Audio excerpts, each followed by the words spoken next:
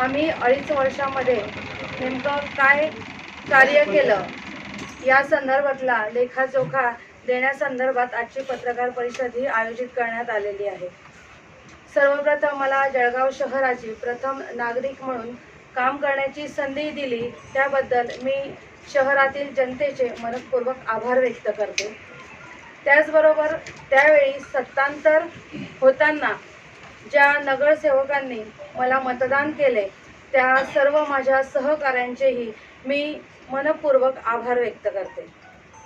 शिवसेना पक्षप्रमुख आदरणीय उद्धवजी ठाकरे साहेब, खासदार संजयजी राऊत साहेब, खासदार विनायकजी राऊत साहेब, संपर्क प्रमुख संजयजी सावंत साहेब, माजी मंत्री सुरेशदादा जैन, पालकमंत्री व एकत्रित शिवसेनेचे तत्कालीन नेते नामदार आणि पालकमंत्री गुलाबरावजी पाटील साहेब, राष्ट्रवादी काँग्रेसचे ज्येष्ठ नेते आमदार एकनाथरावजी खडसे साहेब, आमचे मार्गदर्शक नितीन भाऊ लड्डा या सर्व नेते मंडळींनी मला आशीर्वाद दिला, माझ्यावर विश्वास दर्शवला, त्यांच्या ऋणातच मी राहू इच्छिते।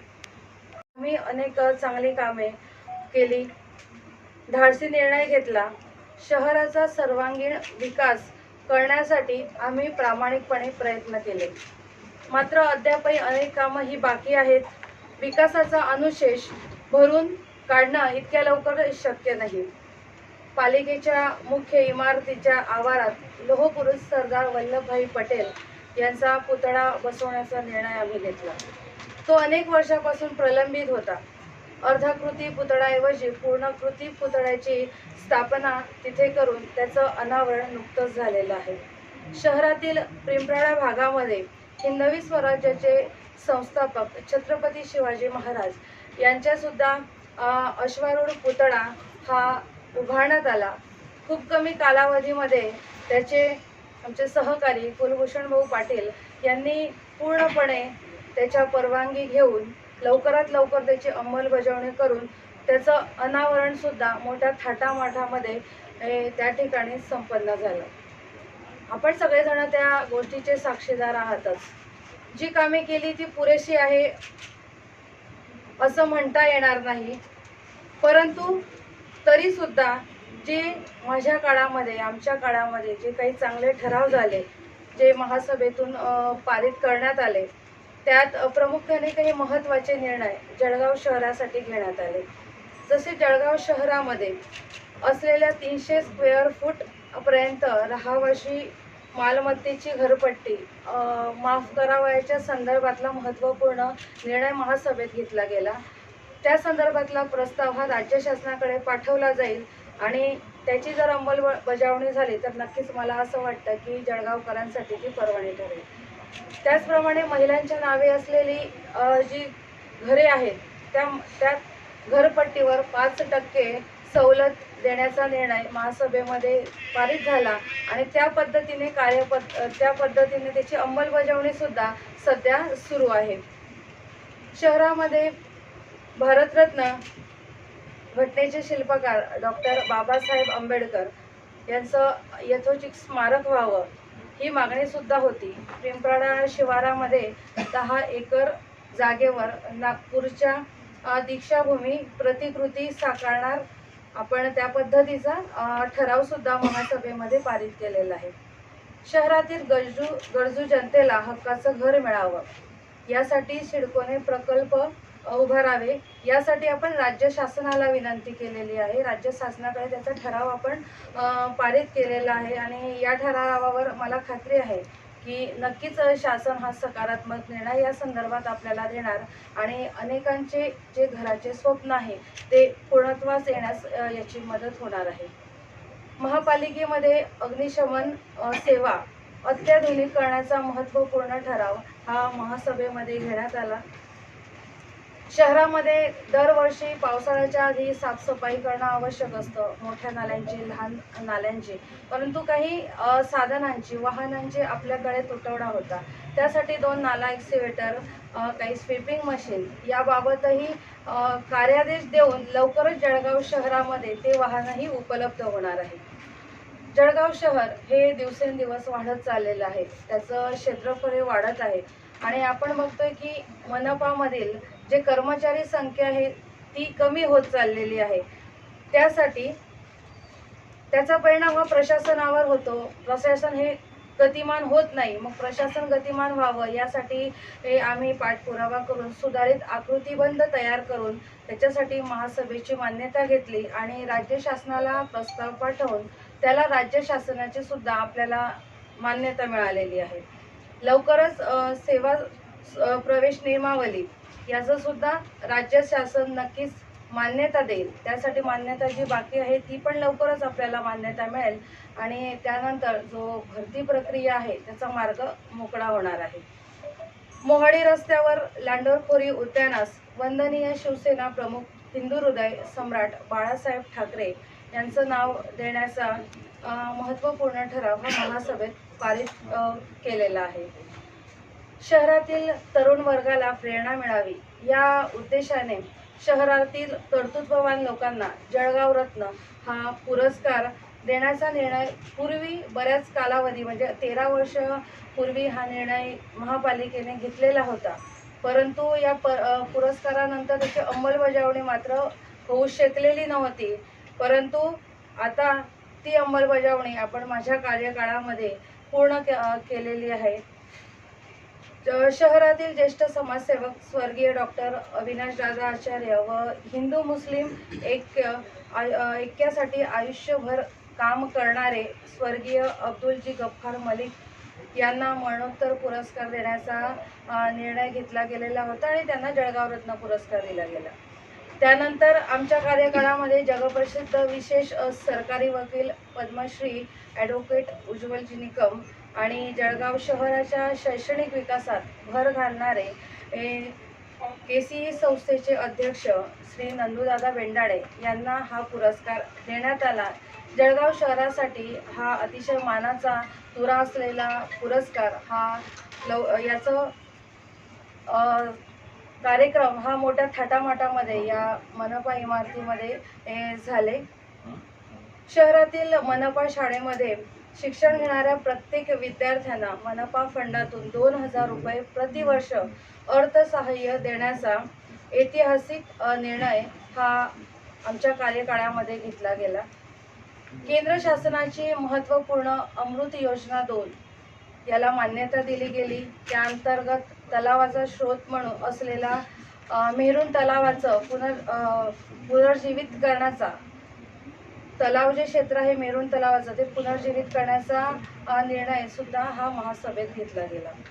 शहरातील रामदास कॉलनी आणि त्यासारखे विविध ज्या ओपन स्पेस आहेत त्या ठिकाणी काही सामाजिक संस्था, काही व्यावसायिक प्रतिष्ठाने यांच्या साहाय्याने बगीचा विकसित करण्याचा निर्णय आम्ही घेतला आणि त्याप्रमाणे जळगाव शहरात बरेच ठिकाणचे बगीचे हे विकसित झालेले आहेत. जळगाव शहरामध्ये आपण बघत आहात की लोकसहभागातून ठिकठिकाणी स्त्री आणि पुरुषांकरता अत्याधुनिक अशा प्रसाधनगृह सुद्धा उभारण्यात आलेली आहे. दिव्यांग व्यक्तींच्या रेशनपोटी त्यांना देण्यात येणाऱ्या अर्थसहाय्यामध्ये वाढ करण्याचा ठराव सुद्धा महासभेने घेऊन त्या पद्धतीने त्याची अंमलबजावणी होत आहे. मोहाडी शिवारातील गट नंबर 60 मध्ये अत्याधुनिक क्रीडा संकुल विकसित करण्याचा निर्णय घेतला आहे. त्यामुळे क्रीडापटूंना प्रोत्साहन मिळेल. जळगाव शहरामध्ये मेहरून येथील 36 एकर जागेमध्ये विभागीय क्रीडा संकुलासाठी महासभेत ठराव पारित केलेला होता आणि खरं तर ही आनंदाची गोष्ट आहे की यासाठी तत्कालीन मंत्री व क्रीडा मंत्री व सध्याचे ग्रामविकास मंत्री माननीय गिरीश महाजन यांच्या पाठपुराव्यामुळे 240 कोटी रुपयांच्या खर्चास प्रशासकीय मान्यता मिळाली आहे. मी मनपूर्वक त्यांचे आभार या ठिकाणी व्यक्त करते. जळगाव मनपा इमारतीमध्ये हिरकणी कक्षाचा उभारणी झालेली आहे आणि यामुळे नक्कीच मात्यांना ज्या प्रश्नांना तोंड द्यावं लागायचं, ज्या अडचणींना तोंड द्यावं लागायचं, ती यातून त्या अडचणींना त्यांना यापुढे तोंड द्यावं लागणार नाही. शहरातील दिवंगत कवी पद्मश्री ना. महाराज यांचं भव्य स्मारक उभारण्याचा निर्णय महासभेमध्ये घेण्यात आला. मनपा इमारतीमध्ये वीज बचतीसाठी कोलानी मार्केटच्या छतावर सौर ऊर्जा बसवण्याचा निर्णय हा घेण्यात आलेला होता. त्याची जी कार्यपद्धती आहे त्या कार्यपद्धतीला सुरुवात झाली आहे. स्ट्रक्चर ऑडिट होऊन लवकरच सौर ऊर्जा प्रकल्प त्या ठिकाणी उभारून नक्कीच त्यामुळे जो महापालिकेवर खर्चाचा भुदंड होता तो कमी होऊन तो खर्च इतर विकास कामासाठी त्याचा उपयोग करता येणार आहे. शहराचा विस्तार दिवसेंदिवस वाढत आहे. एका ठिकाणाहून दुसऱ्या ठिकाणी जाणं हे शक्य व्हावं, विद्यार्थ्यांना शिक्षणासाठी एका कॉलनीतून दुसऱ्या ठिकाणी जिथे कॉलेज उपलब्ध आहे त्या ठिकाणी जाता यावं, यासाठी शहरामध्ये बस सेवा ही सुरू करण्यात यावी, यासाठीचा मोठा निर्णय जळगाव वासियांसाठी घेतला आणि त्याची अंमलबजावणीची प्रक्रिया सुद्धा सुरू झालेली आहे. विद्यार्थ्यांसाठी मनपाच्या साने गुरुजी ग्रंथालयाच्या इमारतीमध्ये अत्याधुनिक डिजिटल अशी लायब्ररी, स्पर्धा परीक्षेची अभ्यासिका सुरू करण्यासाठी आणि त्या इमारतीचं नूतनीकरण करण्यासाठी ठराव पारित करण्यात आलेला होता आणि त्यासाठी आपल्याला माननीय आमदार सत्यजितजी तांबे साहेब यांच्याकडनं 1 कोटीचा निधी हा उपलब्ध झालेला आहे आणि त्या माध्यमातून तिथून विद्यार्थ्यांसाठी स्पर्धा परीक्षेसाठीचा जी अभ्यासिका आहे ती उपलब्ध होणार आहे.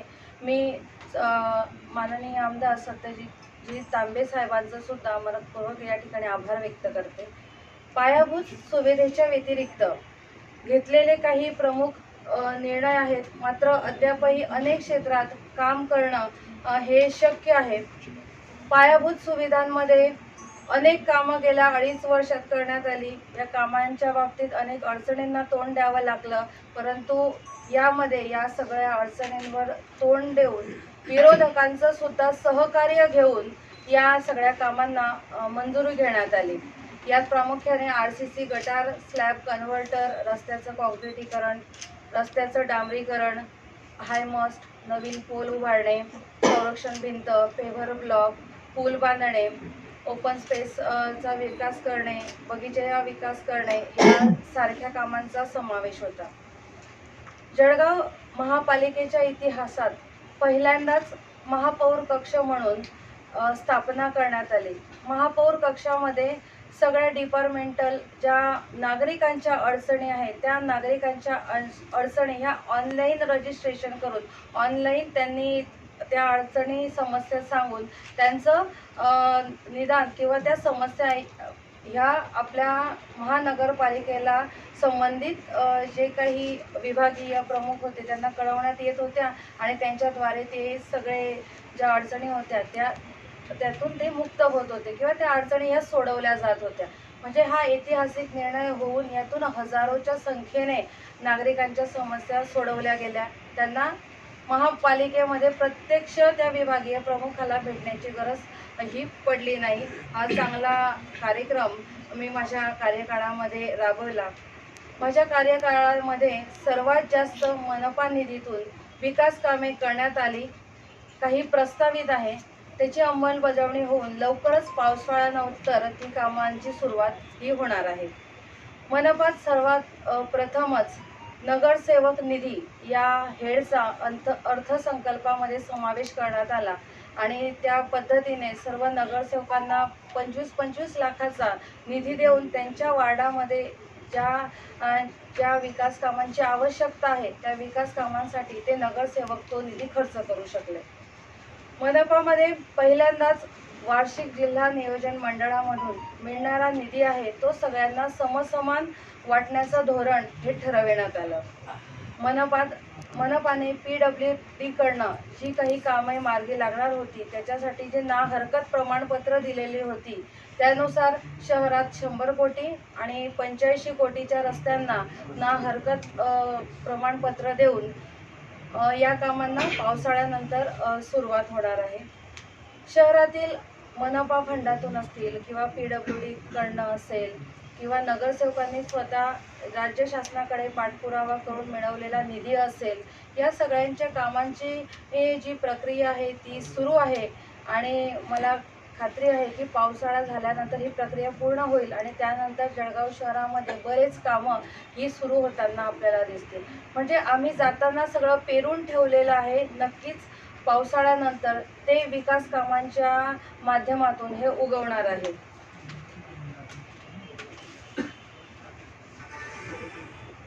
बंधू भगिनींनो, बऱ्याच गेल्या काही दिवसांमध्ये हे राजकीय घडामोडी माझ्या पक्षनिष्ठतेविषयी